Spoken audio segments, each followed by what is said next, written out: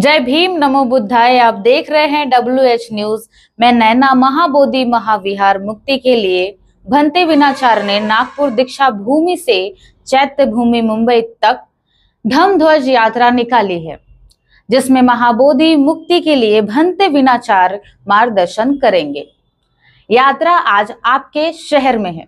खबर को पूरा देखें, कहीं पर भी स्किप ना करें।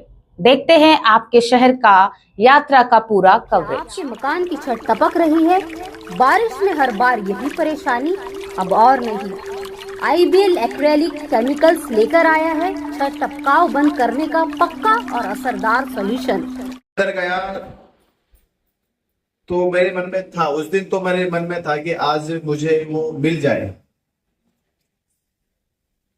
क्योंकि उस 2000 इस साल के पिछले साल की जो पिंडदान की फोटोज थी, वीडियोज थी, वो पास आई थी, तो कुछ मन में बहुत वैसे उत्पन्न हो रहा था।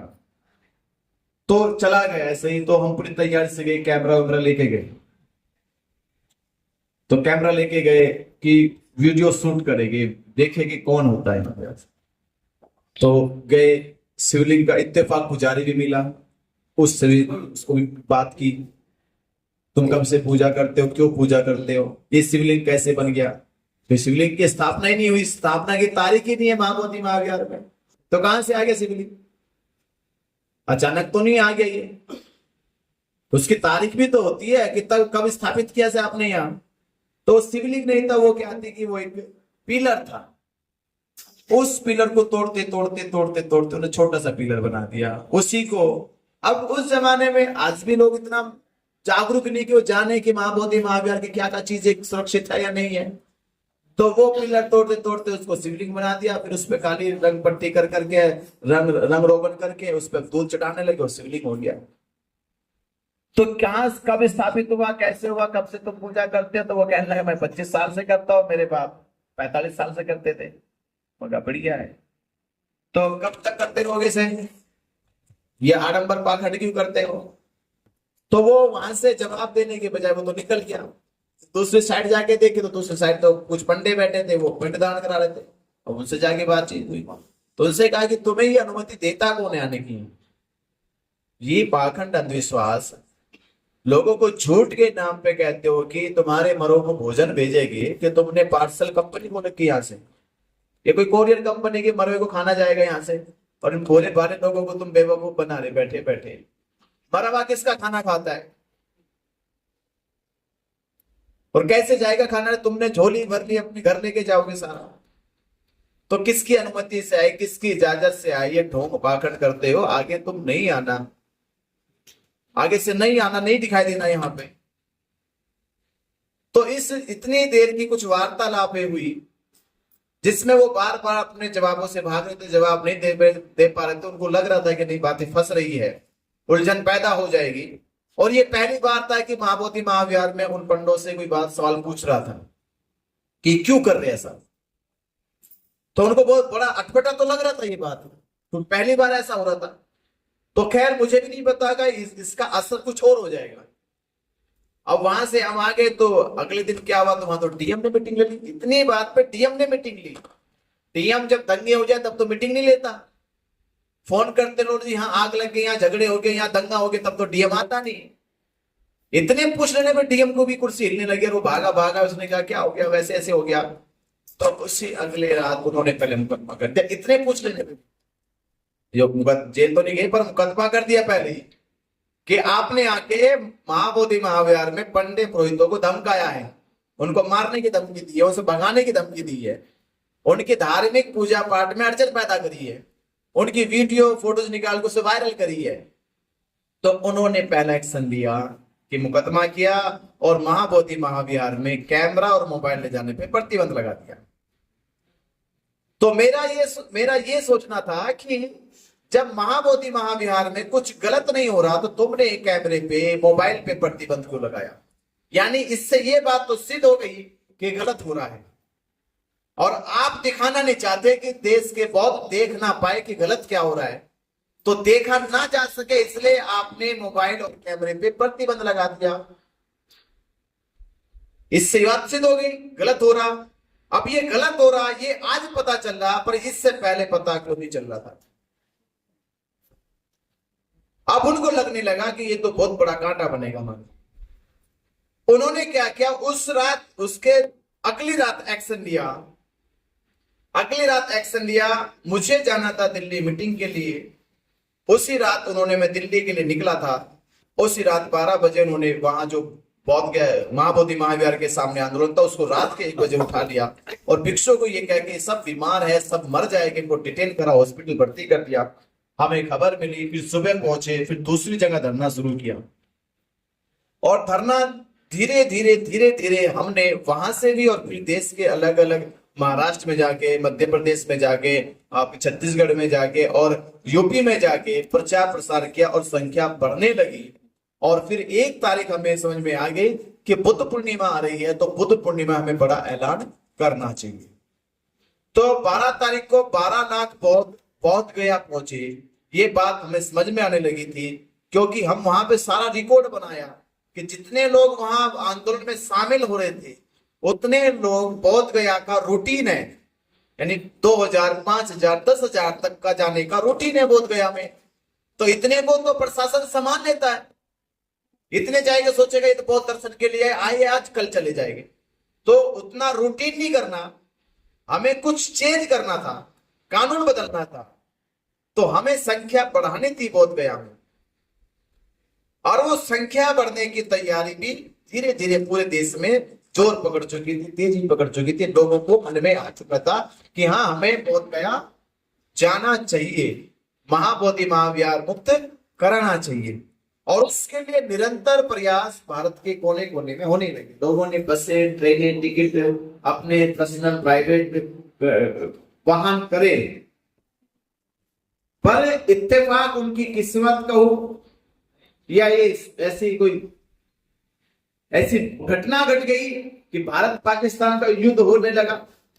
और भारत पाकिस्तान का युद्ध भारत पाकिस्तान की सीमाओं पे हो रहा था, उसका असर हमें पता चला। प्रशासन ने कहा कि आपको ये धरना हटाना पड़ेगा, तो धरना हटाना पड़ेगा। उस समय मैं बाहर के प्रोग्रामों में व्यस्त था, तो हमारी टीम से उनको क्या कहा, क्या नहीं फूंक मारी उनके कानों में, उनसे स्थगित कराने की घोषणा करा। तो 9 मई को आंदोलन स्थगित किया जाता है, 12 तारीख का प्रोग्राम नहीं होगा और धरना आगे नहीं चलेगा। कारण था कि राष्ट्रीय सुरक्षा के कारण। तो उन्होंने पेपर पे साइन किए, वो पेपर लेके गए आगे पटना में, वो पटना से पेपर फिर वापस आया, तो पटना से लिख के भेजा उस पे कि इस पे भत्ते बिनाचार्य के सिग्नेचर नहीं।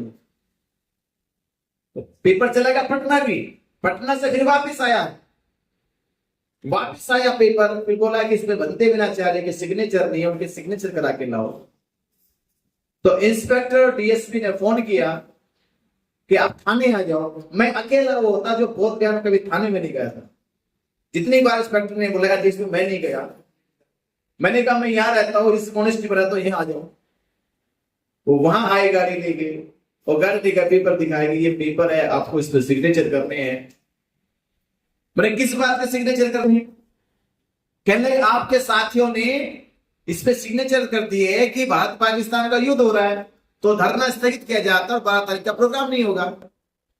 मैंने कहा ये जल्दीबाजी क्यों? और जिन्होंने किए तो उन्होंने किए, मैंने तो नहीं, मेरा ना इसमें प्रस्ताव है ना मेरी इसमें सहमति है। हाँ, मेरे कुछ सवाल है, मेरे 3 सवाल है, अगर 3 सवालों के उत्तर दे दो तो मैं आज साइन कर दूंगा। उन्हें पूछा कौन से सवाल? मगर पहला सवाल तो ये है कि मुझे बिहार सरकार या गया जिले के डीएम का नोटिफिकेशन दिखाओ कि बिहार में और गया जिले में भारत पाकिस्तान का युद्ध चल रहा है, उसके कारण कोई भी कार्यक्रम बिहार में और गया जिले में नहीं होगी। कोई नोटिफिकेशन दिखाओ मुझे, ऐसा कोई नोटिफिकेशन निकला आपका कि कोई भी सार्वजनिक कार्यक्रम नहीं होंगे? कोई नोटिफिकेशन है आपका ऐसा? तो वो तुम्हारे पास है, मैंने कहा नहीं है। दूसरा ये दिखाओ मुझे, ये सिद्ध करो पहले कि भारत पाकिस्तान की युद्ध की सीमा बोध गया है, पहले सिद्ध करके दिखाओ मुझे कि खतरे की घंटी पे है। अरे भारत पाकिस्तान वहां पे, और वहां जहां भारत पाकिस्तान की सीमा, वहां तो अमरनाथ यात्रा चली थी उस समय, मगर वो तो रुकी नहीं अभी तक। तो ये लोग ने यहां पे क्यों आ गए, उसका उत्तर नहीं था। और तीसरा सवाल ये था कि आपने ये कालचक्र मैदान में बीटीएमसी का प्रोग्राम होता है, उसकी परमिशन होती है, क्या आपने उनकी परमिशन रद्द करी? अगर आपने उनकी परमिशन रद्द कर दी तो अंबानी भी रद्द कर दो, आपने वो भी रद्द नहीं करी। तो जब तीनों सवालों के जवाब के पास नहीं है तो मेरे सिग्नेचर तुम्हारे कागज पे नहीं हो, वो वापिस चलेगी। तो बहुत कैडी चीज है अभी कैडी चीज उनको क्या क्या हमारे साथ तो थाने बुला लिया, मैं तो गया नहीं थाने, और शाम को थाने उनको बुला लिया, उनको पता नहीं कौन सी फिर घंटी पकड़ाई, अब उनसे वीडियो बनवा दिया कि आंदोलन स्थगित किया जाता है। एक दिन पहले सिग्नेचर पेपर में हुए, अगले दिन वीडियो थाने बुला के डरा धमका के वायरल करो। मुझे पता चले तो वीडियो भी आ गया, तो वीडियो आ गया, हमने देखा तो बड़े उल्टा काम हो जाएगा। लोग तो तैयारी कर रहे हैं, फोन कर रहे हैं, हम तो निकल रहे हैं। हम पहुंचे धरने में, देखो तो फोर्स लगी पड़ी धरना पे हटाने के लिए। हम रात के 11 बजे पहुंचे, मैंने कहा धरना कौन हटाएगा, ये आंदोलन है, ये केवल बल्ली का, ये इसका टेंट तंबू का नहीं है, ये लोगों की आस्था विश्वास का आंदोलन है, तो ये हटेगा नहीं। और रही बात निर्णय की, तो 2 दिन बीच में है, आज 9 तारीख की रात है, कल 10 तारीख है, फिर 11 तारीख है, फिर 12 तारीख आने वाली है। तो 12 तारीख को भारत के तमाम हमारे बौद्ध उपासक आने वाले, निर्णय हो जाएगा कि इस आंदोलन को राष्ट्रीय सुरक्षा के नाते रोकना है, चलाना है। 2 दिन की क्या जल्दीबाजी है? तो इंस्पेक्टर का इशारा नहीं हटेगा, तो उस समय हम थोड़े आक्रामक भाषा में आए, तो हट तो नहीं सकता, हटा सकते तो हटा के दिखा दो। तो इतनी खेपा होने में ये 2 घंटे कट गए। 2 घंटे बाद प्रशासन को पीछे आना पड़ा, वो हट गए पीछे, यानी अब उनका लिखा हुआ पर्चा भी खत्म, उन्होंने वीडियो बनाई वो भी खत्म, धरना खत्म नहीं होगा, रुक गया। अब अगले दिन की किस्मत और खराब हो, अब पहले से ही खराब होगी, फिर अगले दिन वो सीज फायर हो गया, तो युद्ध भी रुक गया, तो आंदोलन बरकरार रहा। तो अब कोई टेंशन नहीं ऐसी भी कि अब तो युद्ध का बहाना, तो युद्ध भी खत्म। अब 10 दिन, 10 तारीख की 11 तारीख, अब 12 तारीख को उन्होंने एक और षड्यंत्र बना दिया। बुद्ध पूर्णिमा पे वहां के राज्यपाल मोहम्मद आरिफ को बुलाया। अब आप मोटी मोटी बात मैंने वो कही, बुलाने से पहले एक चीज और हुई कि उन्होंने सुबह 6 बजे 12 तारीख को फोन किया इंस्पेक्टर ने तुरंत 6 बजे कि आपको रैली नहीं निकालनी, और इसलिए नहीं निकालनी क्योंकि आपकी एक टीम ने मना कर दी रैली निकालने से। तो मैंने कहा मैंने तो मना नहीं करी, मैं तो निकालूंगा अभी। बोले कि ये राज्यपाल आ रहा, उसकी सुरक्षा को खतरा हो जाएगा, तो वो सुरक्षा तुम देखो, राज्यपाल को मना कर तुम मत आओ, कहाँ जाना है। आज तो बहुत लोग आएंगे ना यहाँ पे, आज राज्यपाल का कोई प्रोटोकॉल नहीं, प्रोटोकॉल आज हमारा यहाँ पे आने का, सुरक्षा हमें मिलनी चाहिए। उसने कहा फिर मुकदमे हो जाएगी आपके ऊपर, आप उल्लंघन कर रहे हो नियमों का। मतलब मुकदमे करने कौन मने कर रहा, मुकदमे कर लो।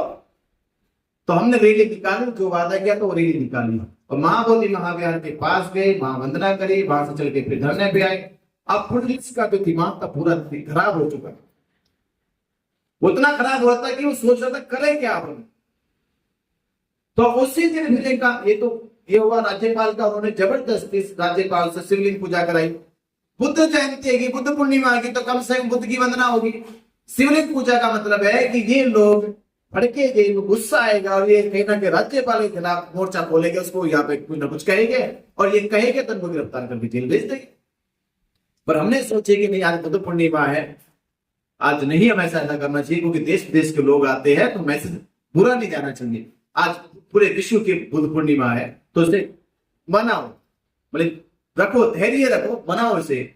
जबकि उस दिन ये घटना तो हुई, इसके साथ साथ 2 घटना हुई डोंगेश्वरी पहाड़ी पे, हमारे लोग सिर्फ मारपीट फोड़े गए, डंडों से मारा गया, कि हिंसा झगड़े बढ़े, और एक बंद तो हो गया था, मैं चल भी दिया था, अगर इंस्पेक्टर मुझे रोका, कहा कि बिल्कुल ना जाओ, मैं फोर्स भेज रहा हूं, अब वहां सब सही हो जाएगा। फिर भी हम चलो ठीक है, वो दिन किसी तरह से कटा। और 13 तारीख को वो कहते हैं कि जब कोई चीज किसी की क्रिया होती है ना, वो धीरे धीरे परिणाम तक पहुंची जाती है। और 13 तारीख है, 13 तारीख को शाम को फिर ऐसे हुआ कि महाबोधि महाविहार में महाराष्ट्र की उपासिकाओं के साथ बदतमीजी हुई, गाली गलौच हुई, उन्हें उनके साथ उन्हें बाहर तक लेकर आए, और बात इस पे बिगड़ी कि बिहार के अंदर, महाबोधि महाविहार के अंदर पुलिस के कुछ लोकल वहां पे लोग जय श्री राम जय हनुमान के नारे लगा रहे थे। उनका उन महिलाओं ने विरोध किया कि भाई अंदर महाबोधि महाविहार में जय श्री राम जय हनुमान के नारे क्यों लगा रहे हैं? अरे जय श्री राम के लगाने जाओ, अयोध्या चले जाओ, इतना शोर क्या लगाने के नारे जाओ। अब इस उन्होंने जय भीम नौ बुद्धाय बोल दिया, इसके साथ झगड़े पैदा हो गए, झगड़े हो गए, मारपीट। उन्होंने हमें फोन किया, हम वहां पहुंचे, मोर्चा खोला, पुलिस के खिलाफ कार्रवाई होनी चाहिए, मुकदमे होने चाहिए। और यहाँ सिक्योरिटी में सिविल ड्रेस में कौन किसने भेजा? कोई ये जासूसी का मंदिर है? कौन पहचानेगा आप सिविल ड्रेस में पुलिस वाले कौन है? आप यूनिफॉर्म में होगे तो कम से कम जो यहाँ पे संदिग्ध आदमी वो डरा रहेगा कि नहीं पुलिस वाले लोग हैं। अब सिविल ड्रेस में रहोगे, संदिग्ध आदमी को पता ही नहीं चलेगा। पर तुमने पुलिस सिविल ड्रेस वालों ने, वहां के लोगों ने ये किया, तो हमने कहा इनके खिलाफ मुकदमा होना चाहिए। तो उतना ही कह रहे थे कि पुलिस का मुकदमा होना चाहिए कि और अचानक पता कितने और वहां के लोकल गुंडे और आ गए जो जय जय जय जय श्री राम जय जय हनुमान लगाने लगे, हमारी साइड से भी नारे लगने लगे। उस बीच में कुछ ऐसा मारपीट सी होगी। हमने सोचा हल्की फुल्की मारपीट हुई है, और उधर देखो तो प्रशासन खूब आगे धरने पे पहुंचा है, ये विनाचारी को ये करो वो करो ये करो। ये दंगा कराता है कि हिंदू का बौद्धों का दंगा होने वाला, हिंदू संगठन आने वाले, हिंदू परिषद के लोग आ रहे हैं, विश्व हिंदू परिषद के लोग आ रहे हैं, विनाचारी को मारने की कोशिश वो करेगा, पूरी उन्हें प्लानिंग बना ली है, इनका मर्डर कर देंगे। तो हम पहुंचे, हमारे साथ ही छत्तीसगढ़ के हम पहुंच गए, फिर वहां एक होटल में, वहां से निकल के पहुंचे वहां। फिर 1 बजे प्रशासन आया, बोले कि आपकी जान को खतरा है, आपको चलना पड़ेगा हमारे साथ। बोले चलो ठीक है, क्योंकि जब इतना झगड़ा ही नहीं हुआ तो ये तो मामूली सी बात है, सर फूटा नहीं, टांग टूटी नहीं, हाथ टूटा नहीं, ऐसे तो हो ही जाता है इतनी बड़ी पब्लिक में। हो ही गया, चले गए तो बहुत गया न ले जाके चले गए वहां लेके, और उन्हें 3-2 बजे लेके पहुंचे, 2-2:30 बजे, 4-4:30 बार तक बातचीत की उन्होंने। आप क्यों आए, क्या उद्देश्य है, क्या करोगे, कहां से पैसा आ रहा है आपको, कहां से फंडिंग आ रही है, क्यों शांति भंग करना चाहते हो, क्या भारत यहाँ बोल गया कि हिंदुओं में आग लगाना चाहते हो, बौद्धों में आग लगाना चाहते हो, ऐसे सवाल करने लगे। मैंने कहा हम तो महाबोधि महाविहार मुक्त कराना चाहते हैं, कुछ नहीं कराना चाहते, वो आज कर दो तो शांति हो जाएगी, नहीं करोगे तो चली गई तो क्रांति। तो वो बात उन्होंने कहा कि देख लो, उन्हें एक चीज कही थी मुझसे कि आप अगर यहाँ से कुछ दिन के लिए चले जाओ तो हम कोई कार्रवाई नहीं करते। मैंने कुछ दिन के लिए छोड़ो, मैं तो कभी नहीं जाने वाला, वो यही। अब उन्होंने इतनी बात सुनी थी, वो चले गए उठ के। एक डीएसपी था, एक एसडीएफ था, एक वो इंस्पेक्टर था, 2 अधिकारी और थे, 4-5 लोग थे। सुबह आए तो सुबह पर्चा लेके आगे पास में सिग्नेचर करने आपको इस पे। अब सिग्नेचर में क्या था कि मैंने किसी का गला घोट दिया है, किसी के सर की हड्डी तोड़ दी है, किसी की पसली तोड़ दी। तो उनका इतना हुआ और मुकदमा लेकर जेल भेज दिया। जेल चले गए, 68 दिन रहे। 8 दिन के बाद मेरी रिपोर्ट भी चली, नहीं 15 दिन के बाद रिपोर्ट चली गई मेरी मेडिकल की। मेडिकल में कुछ नहीं आया, और एक मेरे 4 मुकदमे थे, 4 मुकदमों में एक मुकदमे में 4-4 बार कोर्ट ने पुलिस से रिपोर्ट मांगी कि ये रिपोर्ट दो, ये रिपोर्ट दो, ये रिपोर्ट दो, ऐसा करके 16 बार रिपोर्ट गई। 16 रिपोर्टों में 68 दिन लगे। 68 दिनों के बाद मुझे तब बेल मिली जब उनको लगा कि अब और रोका जा नहीं सकता, और वो रिजेक्ट कर नहीं सकते थे क्योंकि उनके पास ग्राउंड नहीं था कि हाईकोर्ट भेज दे। वो जज को लिखना पड़ता ना कि ये हमारे आधार, हमारी शक्ति में नहीं है, ताकत में नहीं था, तो ग्राउंड बनाना पड़ेगा। ग्राउंड बनता है मेडिकल में, अगर चोट होती कोई बड़ी तो भेज देते रिजेक्ट करके, पर जब चोट है ही नहीं, मामूली बोलचाल की बात है, तो बोलचाल में हाईकोर्ट कौन भेजेगा? पूरे 68 दिन जेल रख लिया उन्होंने। तो ये बात थी, उनको ये लगा था कि वो जो 13 तारीख 12 तारीख की बात, 9 तारीख की बात हुई कि धरना नहीं हट सकता। तो मैंने कहा कि धरना नहीं हट सकता, चाहे जेल भेजो चाहे मुकदमे लगाओ, पर धरना नहीं हटेगा। तो मुझे लगता है कि वो बात उनको खटक गई कि मुझे जेल भेजना पड़ेगा। जेल भेजेगा तो धरना हट जाएगा, वैसे धरना हट नहीं सकता। तो मैं 13 तारीख को पकड़ा गया, 14 तारीख को जेल में गया, और 15 तारीख की रात को धरना हट गया। ये तो पुलिस को पता चलेगा था कि ये हटेगी तब, जब तक ये नहीं हटेगी तब तक धरना नहीं हट सकता। अब मुझे बताओ, जब मैं उस स्थिति में रुकवा सकता हूं धरना जिस समय भारत पाकिस्तान का युद्ध हो रहा था, जिस समय उनके पास नोटिस थे, तब उनकी हिम्मत नहीं थी धरना हटाते हैं। पर जब तब भारत पाकिस्तान का युद्ध भी नहीं है, कोई नोटिस भी नहीं है, अब धरना हटेगा क्यों? सवाल तो ये था कि उस परम विषम परिस्थितियों में नहीं हटा जिसमें भारत पाकिस्तान का युद्ध था। मौका था प्रशासन के पास हटाने का, कारण था हटाने का। तब नहीं हटा, पर मेरे जेल जाने के बाद हट गया। इसका मतलब प्रशासन को पता था कि धरना ना हटाने में इनका बड़ा रोल है। जब तक ये रहेगा धरना हट नहीं सकता, इसलिए उन्होंने पहले मुझे हटा।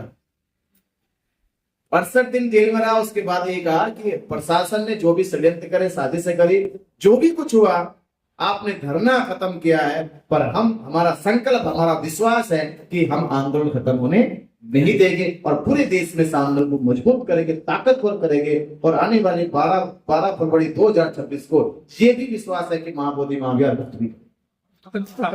विनाचार्य के महाबोधि मुक्ति धम्म ध्वज यात्रा का जगह जगह स्वागत हो रहा है। कल यात्रा आपके शहर में होगी, तो सभी उपासक उपासिका यात्रा में शामिल होकर भंते विनाचार्य को सपोर्ट करें। हमारे चैनल को लाइक सब्सक्राइब करें, धम्म दान कर चैनल के हाथ मजबूत करें। जय भीम, नमो बुद्धाय।